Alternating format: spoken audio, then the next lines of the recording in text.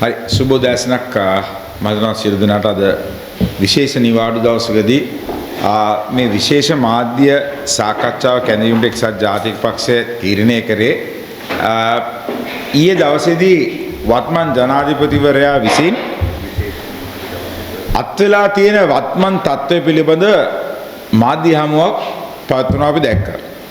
අතසම ඒක දෛවයේ සරදමක් බවට පත් වෙන්නේ එතුමා විසින්ම බලය ගන්නට ඉස්සෙල්ලා කියපු කතාත් බලය ගත්තට පස්සේ කියපු කතාත් ඒ වගේම මාර්තු මාසයේ 3 වෙනිදා කියපු කතාත් මාර්තු මාසයේ 10 වෙනිදා වෙනකොට කියපු කතාත් මාර්තු මාසයේ 15 16 වෙනකොට කියන කතාත් අතර තියෙන පරස්පරය දිගින් දිගට බලපුවම අපිට මතක් වෙන්නේ එක කතාවක් ඔබතුමාලත් අහලා ඇති ඊයේ පෙරේද දවස්වල මේ මම දැක්ක සමාජ මාධ්‍යනේ අද ලංකාව හසුරුවන්නේ එතුමා කතා කරන්නේ සමාජ මාධ්‍යනේ. ඒ සමාජ මාධ්‍යනේ කතා කරනකොට තඹුත්තේගම යෝධයෙක් ගැන කතා කරනවා මේ දවස්වල. ඒ කාලේ ඉඳලා තඹුත්තේගම යෝධයා කියලා හාදේ.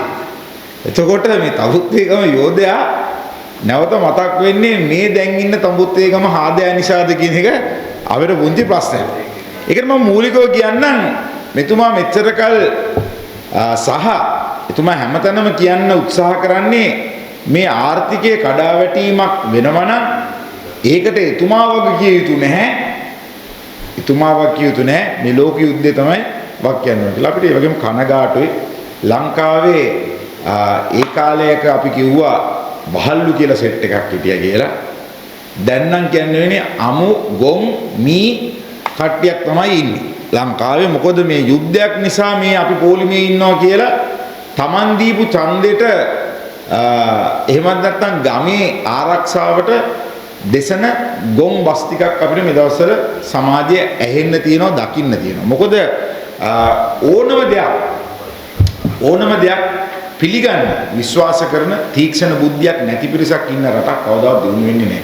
මම මුලින්ම කියන්නම් අපි දෙසැම්බර් මාසෙම මේක කියද්දී අපි දැක්කා මේ ආණ්ඩුවට හැකියාවක් අත්දැකීමක් මෙවැනි ප්‍රශ්නවල නොමැති බව අපි මුලින් ඉඳලම කිව්වා. ඉස්සෙල්ලාම අපි කොහොමද මේ ආණ්ඩුව කියන ඒගොල්ලෝ හොරකම් කරලා නැහැ. මේ ආණ්ඩුව හොරකම් කරලා නැත්නම් මේ ආණ්ඩුව වැඩ කරලා නැහැ. යම් කිසි දෙයක් කරන්න පටන් ගත්තොත් ඒ කරපු පළවෙනිම දේ නාලා තියෙනවා. ගමු දිත්වයක. දිත්වයකනේ ඒගොල්ලන්ට ඉස්සෙල්ලාම ආපු අභියෝගය ආණ්ඩුව කියන්නේ අභියෝග වලට මුහුණ දෙන්න ඕනේ. ඒ දිත්වයකේ තහඩුවක් ගියත් ලක්ෂ 10ක් දෙනවා කියලා ආරම්භ කරපු ඒ කතන්දරේ අද මොනතරම් බවට විහිළුවක් බවට පත් වෙලා තියෙනවද? මම දෙසැම්බර් මාසේ 15 වෙනිදා මේ ස්ථානයේ මෙතන ඉඳලා කිව්වා ලොකු ප්‍රශ්නයක් අප්‍රේල් මාසේ එන්න පුළුවන් අපි ප්ලෑන් කරේ නැත්නම්.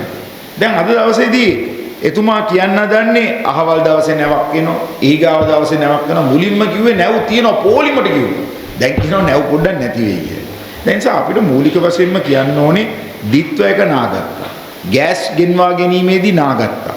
තර මේ තෙල් අර්බුදයේ QR කෝඩ් එක පිළිබඳව නාගැනීමක් නාගෙන තියෙනවා. තෙල් තියෙනවා නම් ඇති වෙන්න ඇයි දෙයියනේ QR කෝඩ් එකෙන් ලීටර් 15ක් පමණයි නම් දෙන්නේ. එහෙම නැත්නම් ලීටර් 5ක් දෙන්න පෝලිං තියෙන්නේ කොහොමද? දැන් මේ ඔබතුමාලා ඉන්න ස්ථානයේ ඉස්සරහා තෙල් පෝලිමක් කොහොමද තියෙන්නේ නේද? දැන් අපි QR කෝඩ් එක ගෙනාවට පස්සේ අපේ අතින් සිදුවන එක දෙයක් තමයි අපි තිබුණු තෙල් පෝලිං ටික අහක් කරගන්න. ඉතින් ඊපස්සේ තෙල් පෝලිං තිබුණේ නැහැ මිනිස්සු හරියට වෙලාවට ගිහලා ගහගත්තා. අපි දැක්කනේ අර කවුදර මම දැක්ක එතුමාගේ ලස්සන වීඩියෝවක් යනවා එතුමා කතාවක් කරද්දී අර අපේ හිටපු මම හිතන අපේ ඉන්න තාමත් ඉන්නවා මම හිතන්නේ එතුමිය නිලියක් මේ රංගන ශිල්පිනියක් එතුමියගේ මූණේ හිනාව මේ රනිල් සුල්තාන්ද කියලා හද්දි ඒව කරනවා. හරි එහෙම කරන මිනිස්සුන්ව රවට්ටන්න තඹුත්තේගම හාදයට පුළුවන්. යෝධයා නෙමෙයි තඹුත්තේගම හාදයට පුළුවන්. හැබැයි මේක කල්පනා කරන්න. විශේෂයෙන්ම මේ රට වැටෙන්න සහ ඉස්සරහට තියෙන අභියෝග ගැන කියන තමයි දවසේ විශේෂ මාධ්‍යමයක් ඇඳෙන්නේ. ලංකාවට විශේෂයෙන්ම ආදායම් වෙන මාර්ග මොනවාද? ලංකාවට විශේෂයෙන් වැඩියෙන්ම ආදායම් වෙන මාර්ගය තමයි විදේශ ප්‍රේෂණ. සාමාන්‍යයෙන් මේ ගමේ ඔය මේ පෝලිං වල ඉඳලා තාම කයිවාරු කියන මිනිසුන්ට ප්‍රේෂණ කිව්වම තේරෙන්නේ නැහැ. ලංකාවෙන් පිටරට ගිහිල්ලා සල්ලි වෙන මිනිසුන්ගේ ආදායම තමයි ලංකාවට දෙන ලොකුම ආදායම තමයි. අනුර කුමාර මහත්තයා ආපුවම කොට පෝලිං නැතිලා සිනමා ශාලාවල විතරයි පෝලිං කිව්වා. අද මන් දන්නේ සිනමා ශාලාවත් ඇරලා තියෙනවද කියලා. හැබැයි පෝලිං නම් හැම දෙයකටම පටන් අරගෙන තියෙනවා. ඒ නිසා මේ මිනිසු රැවටීමේ දක්ෂේ තමයි මේ තඹුත්තේගම තනි සිග්නල් කණුව ළඟ කොළඹ දෙසට හිටපු හාදයා. එයා තමයි තඹුත්තේගම යෝධයා නෙමෙයි හාදයා. නිසා මතක් කරගන්න ලංකාවේ වැඩියෙන්ම workers remittances එන්නේ එහෙම නැත්නම් විදේශ ප්‍රේෂණ එන්නේ අරාබිකරණ 45%. 45%. ඒ කියන්නේ Dubai, UAE, Kuwait, Saudi Arabia, Qatar ඒ හතරෙන් විතරක් මේ දුබායි රාජ්‍යයේ 11%, කුවේට් වලින් 11%, සෞදි අරාබියෙන් 10%, කටාර් වලින් 9%, ඊට අමතරව ඊශ්‍රායලෙන් 2% කියලා ගමු. ඊශ්‍රායලෙත් ගමුකෝ. ඒතර 45%කට අධික ප්‍රමාණයකට අපේ ලංකාවට විදේශ ප්‍රේෂණ එන්නේ මේ ලංකා ලෝකේ යුද්ධයක් තියෙන ස්ථාන. දැන් එහි රස්සාවල් අපිට තියෙන ආරංචි අනුව විශාල වශයෙන් කප්පාදුවක් වෙනවා. ඒ කප්පාදු වෙනවා කියන්නේ විදේශ ප්‍රේෂණ නැති වෙනවා. එතකොට අපි යනකොට කජුකන 100 ඩොලර් බිලියන 6ක් තියලා ගියා. දැන් මේ 2026 ජනවාරි මාසෙ වෙනකොට ඒක ඩොලර් බිලියන 6.8කට බිලියන අපි ගාව තිබුණා. හැබැයි තේරුම් ගන්න මේ මුදල් පාවිච්චි කරන්න බෑ. IMF නීතිය අනුව පාවිච්චි කරන්න තෙල් ගේන්න පාවිච්චි කරන්න බෑ. එතකොට විදේශ ප්‍රේෂණ අඩු වෙනකොට සංචාරකයෝ මේකත් හොඳට ගණන් හදලා බලන්න.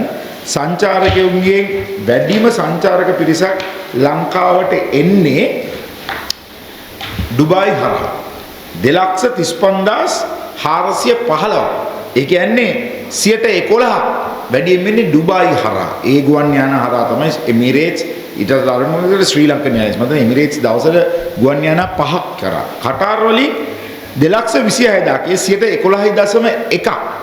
ඒකෙන් තමයි කටාර් රාජ්‍ය ශ්‍රී ලංකන් එයාර්ලයින්ස් කටාර් ආවේශයක සහ එහෙන්. ඒතර අබුඩාබි කියන්නේ ඉතිහාඩ් ආවේශ. ඒකෙන් 1,25,000. එතකොට ඔය විදිහට ගත්තම ඔය ප්‍රධාන තුන විශේෂම සාජාරමය උගුත් නැතුව ගමුකෝ. සාජ ගුවන් තොටුපළවල් ඔමාන් ගුවන් තොටුපළවල් නැතුව ප්‍රධානම තුන ගත්තත් විශාල සංචාරකයන් ප්‍රමාණයක් එන සංදිස්ථාන වැහිලා තියෙනවා. එතකොට අද ලංකාවේ බුකින් 30ක් 35ක් 40ක් දක්වා අඩු වෙලා තියෙනවා. ඔන්න ඒකට මොකද්ද ආණ්ඩුවේ තියෙන වැඩ සැලැස්ම කියන්නේ තෙල් අපිත් ඔය මොකද්ද කියන්නේ මේ QR කෝඩ් දාලා ටුවරිසම් ෆුවල් පාස් අපි දුන්නා ඒ කාලේ. සුද්දාම කොහරි බැලන්ස් එක ඒක නෙමෙයි. කොහොමද අපි මේ ආර්ථිකය ගොඩගන්නේ? එහෙම කිසිම වැඩ පිළිවෙලක් මේ ආණ්ඩුව තුල නැහැ. නිසා ඉස්සරහා අපි දකින්නේ විශාල අභියෝගයක් ලංකාවට. 3 අපේ ආනයන අපනයන. ආනයන අපනයන වලට අපේ රටේ එන බඩු බාහිර ආදියට එන නැව් වලට විශාල මුදලක් සර්චාර්ජ් එකක් දැන් ගෙවන්න වෙනවා. මොකද යුද්ධ කලාප හරහා යනකොට සහ එනකොට තේ ගන්න ලංකාවේ තියෙන තේ වලින් විශාල ප්‍රමාණයක් වැඩිම ප්‍රමාණයක් යන්නේ ඉරානයට රුසියාවට ඔය රටවල කල්පනා කරලා සහ මැද පෙරදිග. ඒතකොට තේ ඉන්ඩස්ට්‍රිය වැටෙන්න පුළුවන්. ඇඟලුම් ඉන්ඩස්ට්‍රියට ප්‍රශ්නයක් වෙනවා. මොකද යුරෝපයේ යන රටවල් වලට වැඩියෙන්ම කනෙක්ටිවිටි ෆ්ලයිට් කනෙක්ටිවිටි තියෙන ෆ්ලයිට් තිබුණේ අපිට මැද පෙරදිග හරහා. කටාය ආවේශයකට දවසට 5ක් එමිරේට්ස් එකේ දවසට 5ක් ශ්‍රී ලංකන් එයාර්ලයින්ස් එකේ ওই රීජන් එකේ දවසට මම හිතන්නේ 12ක් විතර ෆ්ලයිට් යනවා. ඉතින් මේ ඔක්කොම වල යන්න පුළුවන් කැපැසිටි අඩු වුණාම අපේ එක්ස්පෝර්ට් යවා ගන්න විදියක් නැහැ. ඇමරිකාවට එන්න පුළුවන්, යුරෝපයට එන්න පුළුවන් යන්න. එතන ආර්ථිකය වැටෙනවා. ගෙන්නනේවට නැව් වලට ගාණ වැඩි වුණාම වැඩිපුර ගාණට ගෙවන්න ගියොත් මෙහෙ බඩු මිල වැඩි වෙනවා. මේක ඊටාම සුන්දර ලෙස එතුමා කතාවක් ඊයේ ගෙතුවා. ඔබතුමාලාත් අපි දන්න මාධ්‍යවේදියෙක් ඊයේ එතුමගෙන් අහනවා දැන් මේ තෙල් ගේන්න අපේ උපේන්ද්‍ර කියන මාධ්‍ය දෙවනතක එතුමා තමයි උපේන්ද්‍ර හේරත් තමයි ප්‍රශ්නේ ඇහුවේ ස්පොට් ටෙන්ඩර්ස් ගැන අහනවා. ස්පොට් ටෙන්ඩර්ස් ගැන අහනකොට එතුමා කියනවා මේ මොකුත් නැහැ අර නිකන් ඇගේ මොන දාන්න විශ්වාස කරා. මා විශ්වාස කරා. යකෝ විශ්වාස කළා තමයි මෙච්චර කියලා තව විශ්වාස කරන්න දෙයක් ඉතුරුලා තිබ්බනම් මං හිතන්නේ ඊට වඩා හොඳයි. එයා මම නම් දකින්නේ ගෝඨාභය රාජපක්ෂ මහත්තයා ඉල්ලාස්සලා ගියා. මෙයා නම් යන්නේ හොයාගන්නත් හිතා ගන්නවත් බැරි විදිහට පැනලම තමයි යන්නේ. ඒක අද කිව්වා කියලා හොඳට මතක තියාගන්න.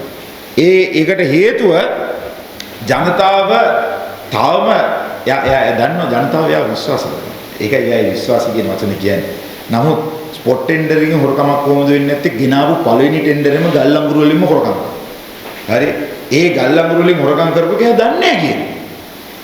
කොහොමද කියන්නේ? එයා දන්නේ නැහැ කියන්නේ කොහොමද? තුමා කියනවා අල්ලස් එකට කවුරුත් ගිහිල්ලා නැහැ. ගිහිල්ලා තියෙන්නේ.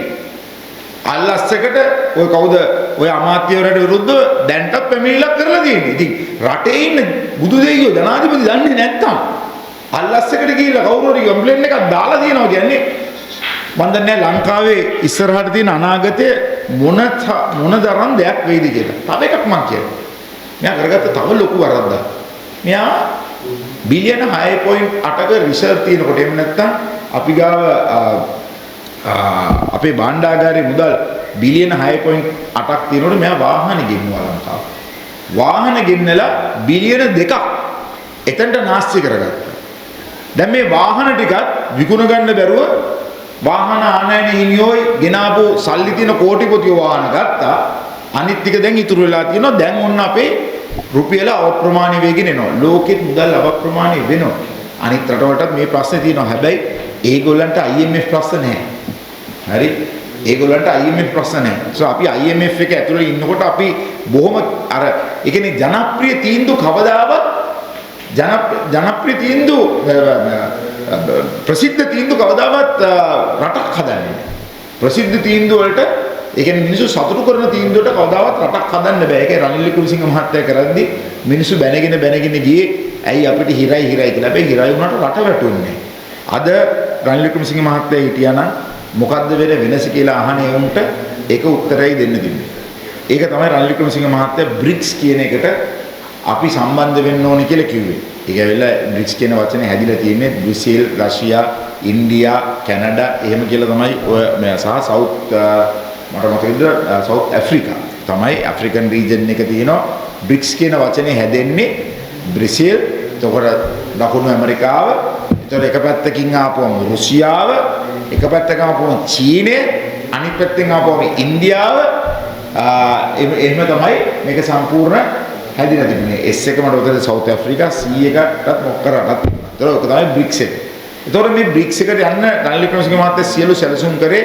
එතකොට US ඩොලරකින් ගනුදෙනු කරන්න ඕනේ. US ඩොලරකින් ගනුදෙනු කරන්න ඕනේ. අපි සියලු පිඹුරුපත් හදලා ඒ ඔක්කොම කරලා අපේ ආණ්ඩුව විසි වෙනවා. විසි වෙලා ඔක්තෝබර් මාසේ තමයි BRICS එකට අපි අපේ ඇප්ලිකේෂන් එක දාන්නේ. විජිත හේරත් මහත්තයා එකට යන්නේ නැහැ. හරි? විජිත හේරත් මහත්තයා යන්නේ නැහැ මොකද ඡන්දෙ තිබ්බ නිසා.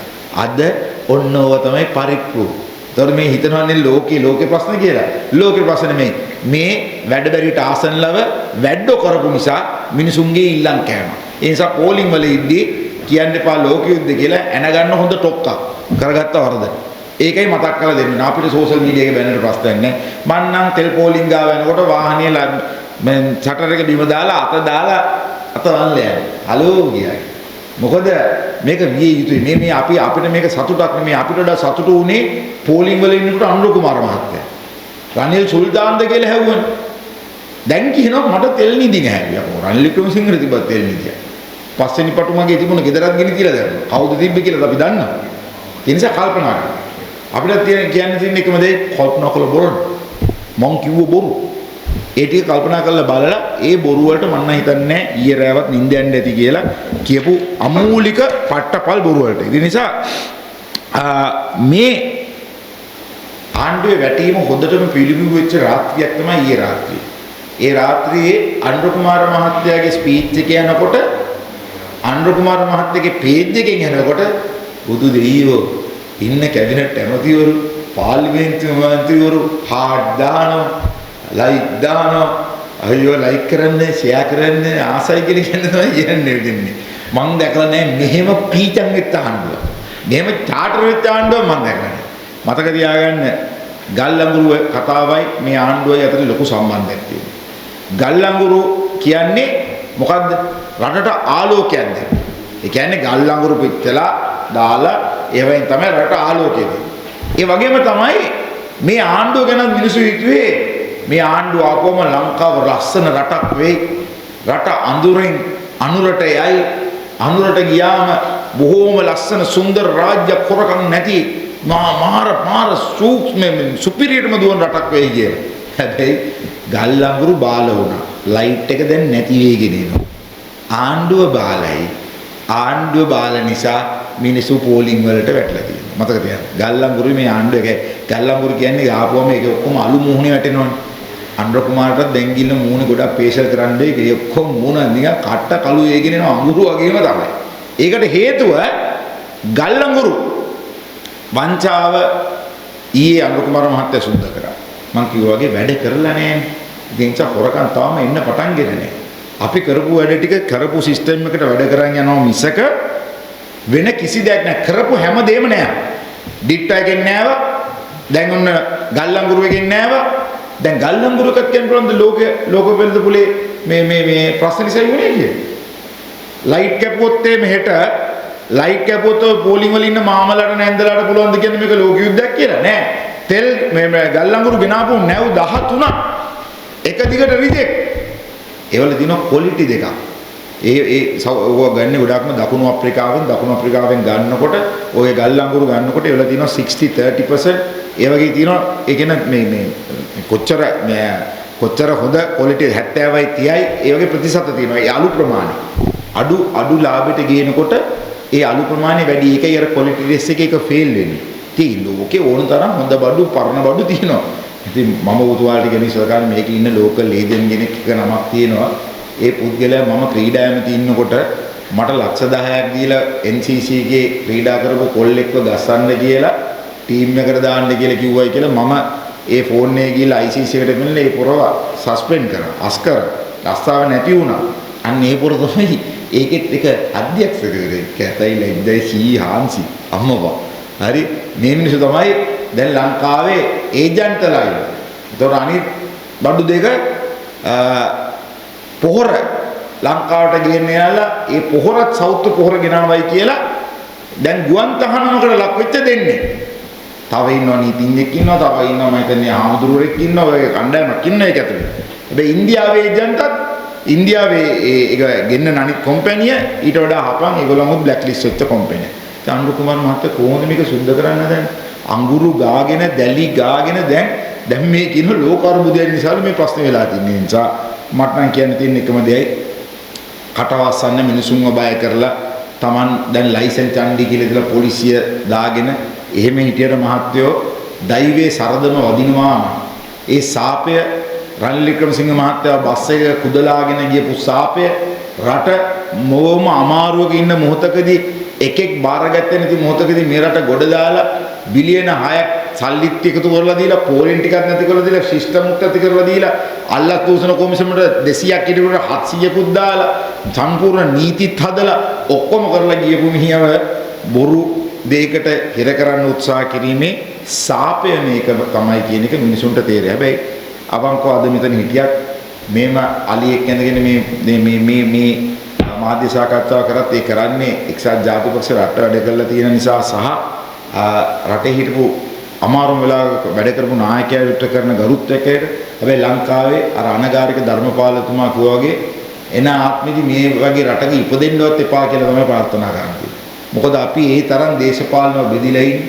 ඒ තරම් දේශපාලන කාලකන්ණි රට වැඩක් කරත් Taman පක්ෂ කෝණකින් බැලලා ඒ මිනිහා විනාශ කළා නාස්ති කරලා දාන්න දෙනවා. රනිල් වික්‍රමසිංහ මහත්තයා කොතනකවත් බොරු කියලානේ.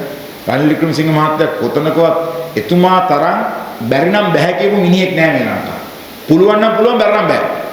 තරහ වුණත් ඇත්ත කියනවා. දැන් මොනවාද අනුර කුමාර මහත්තයා ඒක තනි බොරුනේ කියලා තියෙන්නේ. තනි බොරු කෝටියක් කියලා මිනිස්සු රැවට්ටුවා. මං කියන්නේ මිනිස්සුත් වැරදි කියලා. බයි සමහර මිනිස්සු බොරුවක් වැරදීමක් වුණාම ඒක පිළිගන්න කැමති නෑ ලංකාව. හැබැයි අර අනිත් පුද්ගලයන්ට මඩ ගහන්න බොහොම උත්සාහයක් තියෙන නිසා අපි කනගාටු වෙනවා. අපි නැවතතාවක් අද දවසේදී අවධාරණය කරනවා ලංකාවේ ඉදිරි මාස 6 විශාල තීරණාත්මක ඉදිරි මාස 6ක්. මේක තාම ගොඩ දාගන්න පුළුවන්. ඒවට ස්ට්‍රැටජි තියෙන්න ඕනේ. ඒවට සැලසුම් තියෙන්න ඕනේ. මේ මොහොතේ අපි වැටලා ඉන්න වෙලාවක අපි යන්න ඕනේ සංචාරක ශේෂ්ත්‍රයේ යුරෝපයේ පැත්තට නෙමෙයි. පුළුවන් තරම් අපේ කන්සන්ට්‍රේෂන් එක දාන්න ඕනේ ඉන්දියාවට. චීනෙට. ඒ දෙකට විශේෂ වට්ටම් දීලා හරි මේ ලංකාවට ගෙන්න ගන්න වැඩ පිළිවෙලක් හදන්න ඕනේ. සංචාරක ඇමතිතුමාගේ එහෙම වැඩ පිළිවෙලක් කතා කරලා නැහැ. ජනාධිපතිතුමා ඊයේ දවසේ වැඩ පිළිවෙලක් කතා කරේ. ඩුබායි වල ආයෝජක පැනලා දුවන්න ඕන්න වෙන්න බලන්න. ඩුබායි ආයෝජක ලංකාවට ඇද ගන්න පුළුවන් හොඳම අවස්ථාව. ඉතින් ඒව කරන්න තනියෙන් ඔය නිකන් මඩ ගහලා රනිල් වික්‍රමසිංහ මහත්තයාට බැන ඉඳලා මේක කරන්න හම් වෙන්නේ නැහැ. මේකට අඩුම ගානේ රටගෙන කැක්කුමක් තියෙනවා නම් අනුර කුමාර මහත්තයාට තාම පුළුවන් ඔය Facebook එක ගැන හිතන්නේ නැතුව එතුමට හාහා වැටෙන එක ගැන බය වෙන්නේ නැතුව හાર્ට් එක විතරක් දකින්න ආසාවෙන් රටවල් හදන්න බෑ. නායකයෙක්ට තීන්දුව ගන්න ඕනේ. දැනුත් අපි කියනවා තාම පරක්කු නෑ මේක හරියට ගොඩ දාගන්න. හැබැයි පුතෝ එන්න පැටලීම වැඩි වෙනවා. දැන් තියෙන මුදලට වඩා ඩොලරය තව උඩ යනවා. දැන් අපි දෙනකොට 280යි දැන් ගිහිලා තියෙනවා 320ක් කිට්ටුවට. 340කට ගියට පස්සේ ලංකාව හාන්සි කියන එක හොඳින් මතක තියාගන්න. ලංකාව හාන්සි. එනිසා රට අඳුරට ගිහිල්ලා පිටිපස්ස අඳුරු වුණා. ඒකයි ඒක අපි අඳුරු කරේ. කොළ පාට තිබ්බනම් ලස්සනයි. දැන් රට අඳුරට ගිහිල්ලා තියෙන නිසා පිටිපස්සේ මුකුත් දාලා වැඩකුත් නැහැ. ඔබතුමාගේ ප්‍රශ්න තියෙනවා ඉතින්. දැන් යුද්ධය නිසා නැව් අඩු වෙනවා වගේම සමහර කලාවට හිට අනිද්දා වෙනකොට බාල ගල් ලඟුරු නැති වෙයිනේ නැව්. දැන් ජනාධිපතිතුමා මේ කියනවා මාධ්‍ය සාකච්ඡාවේදී මේ ඉදිරියේදී බල ශක්තිය අර්බුදයක් වෙයිද විදුලිය කප්පාදුවක් වෙයිද කියන එක තාම නිශ්චිතව කරන්න බෑ. ඒක යුද්ධයට තමයි තීරණය කරන්න ඕනේ. අනාවැකි කියන්න බෑ කියලා. ඔබතුමන්ලට අනාවැකි කියන්න පුළුවන්ද? මොකද වෙන්නේ විදුලිය කප්පාදුව තාම අනාවැකි කියන්න අරගෙන නැහැ. අපි කියපු දේවල් හරි වෙලා තියෙනවා. ඒ නිසා මට කියන්න පුළුවන් වෙන්නේ විදුලි කප්පාදුව නොවුනොත් ඒක ලොකු පුදුමයක්. විදුලි කප්පාදුව නොවුනොත් ඒක විශාල පුදුමයක්. එකක් විදුලි කප්පාදුවත් එක්කම තියෙන ලොකුම ප්‍රශ්න තමයි ගල් අඟුරු නැමැති වුණාම අපිට මේ ඔය දැන් නැව් ආවා කිව්වනේ. ඊයාපු නැවුණොත් 80ක් විතර මම දැක්කේ ඊයේ පාර්ලිමේන්තුවේ අජිත් පීරර මහත්තයා එක පැහැදිලිව කියනවා. ඒකත් හිටු විදුලි වල ඇමතිවරේ දීවිචානකත් හිටු විදුලි වල ඇමතිවරේ උන් දෙපළම දන්නවා ඇත්තටම මේ සබ්ජෙක්ට් එක ඇතුලේ කොහොම සබ්ජෙක්ට් එක උනේ කියන්නේ. ඒ වගේම අර්බුද කාලේදී හිටු ඇමතිවරු හරි. ඉතින් මේ දැන් ඉන්න සූපින් මේ දැකපු පළවෙනි පාරට දැකපු ඇමතිවරු නෙමෙයි. කොහෙන්ද ඉඳන් කඩාම් පාත් වෙච්ච දැන්ට ඉන්ඩයික්මන්ට් එක සර්ව් වෙලා තියෙන ඒකත් ඊයේ නායකතුමා කැටි නැතුව කිව්වනේ අපේ කාලේ නෙමෙයි ඒක වෙලා තියෙන 2015 රාජ්‍ය සේවයේ ඉන්නකොට ඒක වෙලා තියෙන කියලා ඒක සුද්ධ කරා. හැබැයි දැන් මේ ඩීසල් වලින් තමයි දුවන්නේ. දැන් ඩීසල් ගන්න බැහැ. ඩීසල් වැඩිපුර මුදලට ගන්න ඕන. දැන් එතුමා කොහොනේ ඊයේ පෞද්ගලික අංශෙට මේව ගන්න කියලා. නැව් ඕන තරම් යනවා. හැබැයි ගාණ වැඩි. දැන් අපිට තියෙන ප්‍රශ්නේ ඉස්සරහට අපි ප්‍රීමියම් ප්‍රයිස් එකක් ගෙවන්න අපි නැවතතාවක් කියන්නේ අමතකයි මේගොල්ලන්ට. තෙල් ටැංකිය ටික හදලා ඉන්දියාවට දෙන්න ගියාම අකමැති වුණා. තෙල් පයිප් ලයින් එකක් දාන්න බැලුවම ඉන්දියාවෙන් අකමැති වුණා. අදානිට සූර්ය බලය මේ රිනෝබල් එනර්ජි සූර්ය බලයයි තාප බලයත් එක්ක දෙන්න ගියාම ඒකට විරුද්ධ වුණා. අන්තිමට අදානිය ලංකාවට වන්දිත් ඉල්ලලා ගියා රටේ. ඒවා තිබ්බනම් වෙන්නේ නැහැ. ඉතින් මේක ලෝක යුද්ධයක් ගැන කිය ඉන්න එක මහා පට්ටපල් වුණා. කල්පනා කරන්න ලෝක යුද්ධයක් නිසා වෙනා නෙමෙයි. මේ මුංගේ සාපේ නිසා වෙන කිසිම දෙයක් නෙමෙයි. අමුවෙන් මේ ආණ්ඩුවේ සාපේ නිසා මේ ආපු බොරු කියලා ආපු එකේ සාපේ නිසා වෙච්ච දෙයක්. නිසා කරුණා කරලා තීක්ෂණ බුද්ධියක් ඇති කරගන්න ආදරණීය ජනතාවගෙන් ඉල්ලනවා. තේරුම් කරලා හිතර ගන්න මාස 4කට පාට ඉස්සෙල්ලා එකපාරට මේ පත් වෙච්ච යුද්ධයක් නෙමෙයි. හරි මෙහෙම යුද්ධයක් වෙනවා කියලා අපි දැනගත්තා. ආණ්ඩු ඉන්නේ බම්බුවටද?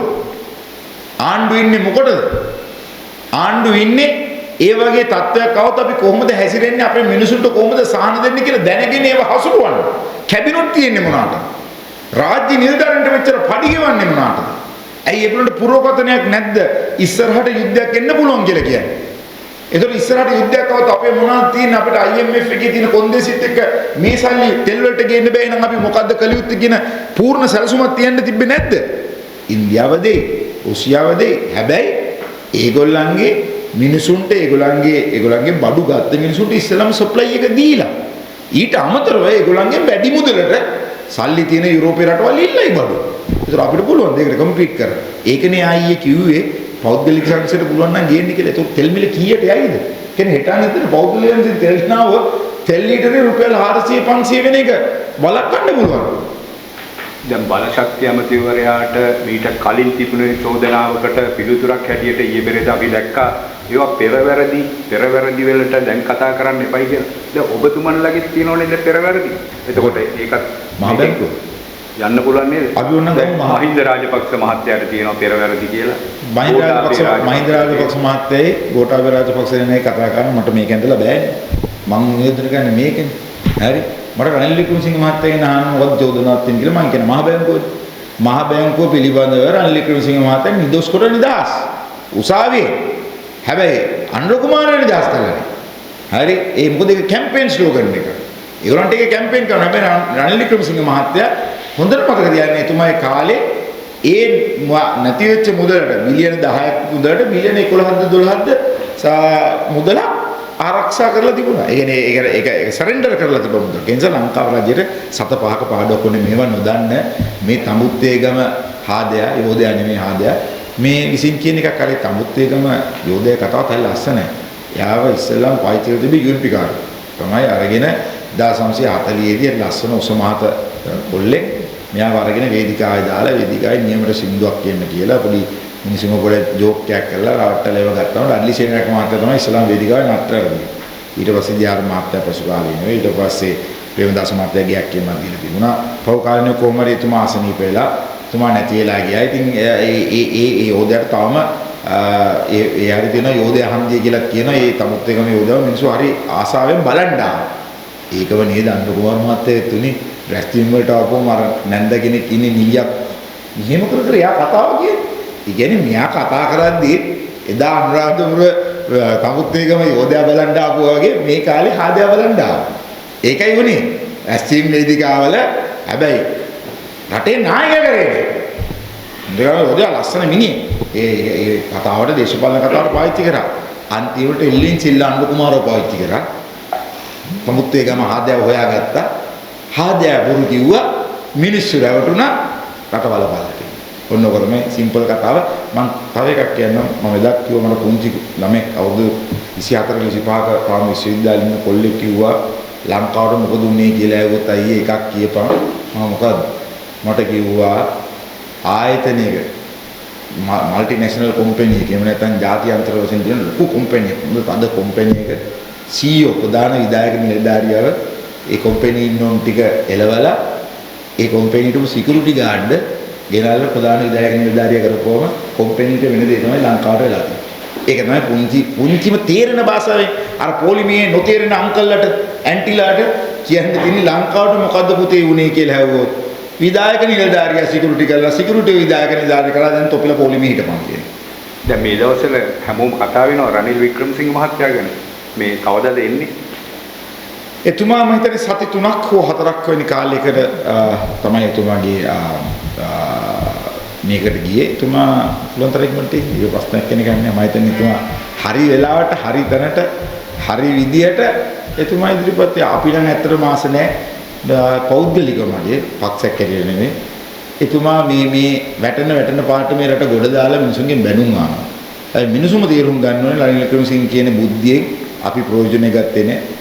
කතිකේ හැටියට එතුමා මං කිය තබුත්තේගම යෝධයා වගේ ලස්සනට ආවේ නැති වුණාට මුලයක් තිබුණ මිනිස්සෙක්. ඉතින් ඒක තමයි වෙලා තියෙන රටේ මිනිසුන්ට කොහොමද තේරුම් ගන්න බැරි වෙන්නේ. පස්සේ වුණා කියන්නේ තව දේශපාලන දැන් අපි දැක්ක බහුලස්සන නාම රාජපක්ෂ මහත්තයා ඉන්දියාවේ ගිහිල්ලා ඒක ප්‍රකාශ කරනවා. මොකද පොදු ජන පෙරමුණ වෙටෙන්න ප්‍රධාන හේතුවක් පුලි ඊට පස්සේ ගිහින් ඇමරිකාවට දෙක අමුලකදී ප්‍රකාශ කරන්නේ. මොකද කරන්නේ?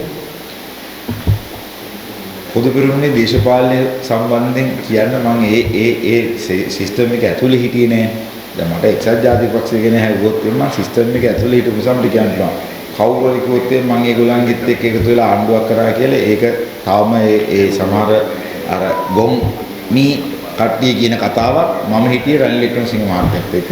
මම ඒ රනිල් වික්‍රමසිංහ මහත්තයාගෙන් දීපු වක්කීම විතරයි කරේ. මං ජීවිතේට වෙන පක්ෂයක ගෲප් මීටිමකටවත් කොතනකටවත් ගිහලා සහභාගී වෙලා නැහැ. ඒ නිසා මම ඒගොල්ලන්ගේ පක්ෂවල ප්‍රශ්න දන්නේ නැහැ.